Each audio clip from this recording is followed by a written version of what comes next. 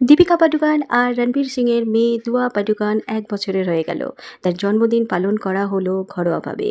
এই গ্র্যান্ড জন্মদিনের পার্টিতে উপস্থিত ছিলেন তার খুব কাছের বন্ধুরা, দীপিকা আর রণবীরের কাছের বন্ধুরা এবং বলিউডের গুটি কয়েক সেলিব্রিটিরা। খুব ভালোভাবেই এই জন্মদিন উদযাপন করা হলো।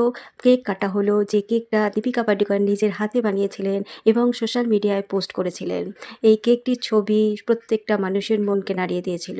দীপিকা আর রণবীর এই জন্মদিনটাকে প্রাইভেট রাখতে চেয়েছিলেন।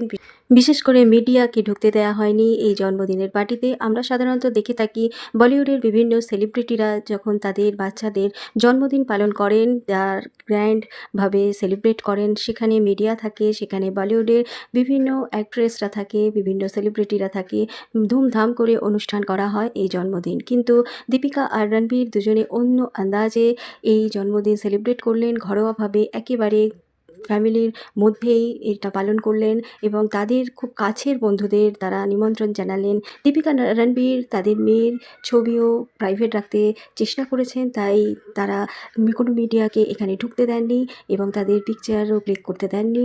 আমরা তাই দুয়ার বার্থডে সেলিব্রেশনের ছবি সেগুলো আমরা ক্যাপচার করতে পারিনি।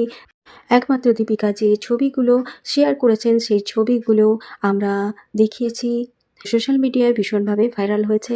দীপিকা রণবীর এই জন্মদিনটাকে খুব ঘরোয়াভাবে সেলিব্রেট করতে চেয়েছিল, তাই বলিউডের বিভিন্ন ধরনের সেলিব্রেশনের মতো এই সেলিব্রেশন খুব ধুমধাম করে হয়নি। আমরাও আমাদের তরফ থেকে জানাই দুয়াকে শুভেচ্ছা তার জন্মদিনে। দুয়া ভালো থাকুক, সুস্থ থাকুক। ভিডিওটা যদি ভালো লাগে একটা সাবস্ক্রাইব করে দেবেন। ততক্ষণের জন্য টাটা।